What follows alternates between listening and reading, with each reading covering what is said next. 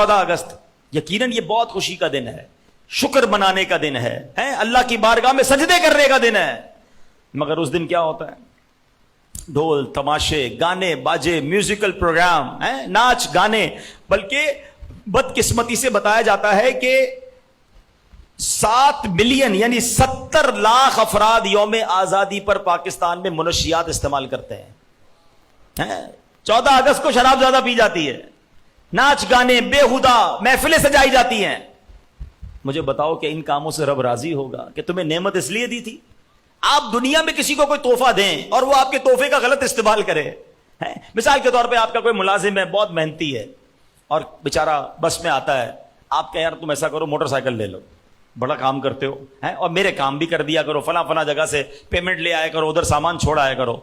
آپ نے motor cycle دی، مہینے 2 مہینے پتہ چلا وہ نہ ٹائم پہ آ رہا ہے نہ آپ کے کام کر رہا ہے، تو آپ کیا کہیں گے؟ پھر موٹر سائیکل واپس دو، اس لیے دی تھی تم کو، جس کام کے لیے دی وہ کام تو کر نہیں رہے۔ اللہ نے وطن دیا جس کا نعرہ کیا تھا کہ پاکستان کا مطلب کیا؟ لا الہ الا اللہ۔ کون ہمارے رہنما؟ محمد الرسول اللہ۔ اور ہم کر کیا رہے ہیں؟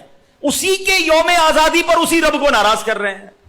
ایک ادارے نے بتایا، ایک ادارے کی تحقیق آئی ہے کہ اب تک وہ ادارہ پاکستان میں $800 ملین کی ڈرگز منشیات ضبط کر چکا ہے۔ یعنی اتنا استعمال بڑھتا جا رہا ہے۔ یہ اللہ کے غضب کو میرے پیارے اسلامی بھائیوں دعوت دینے والی بات ہے۔ خدا را اپنے وطن کی قدر کیجئے، گناہ مت کیجئے، رب کے غضب کو دعوت نہ دیجئے۔ آئیے مل کر اللہ کریم کی بارگاہ میں ہمارے وطن کے لیے دعا کرتے ہیں کہ یا اللہ ہمارے وطن کی حفاظت فرما، ہمیں اپنے وطن کا صحیح خیر خواہ بنا دے اور ایسا بندہ بنا دے کہ جو تجھے پسند آتا ہو۔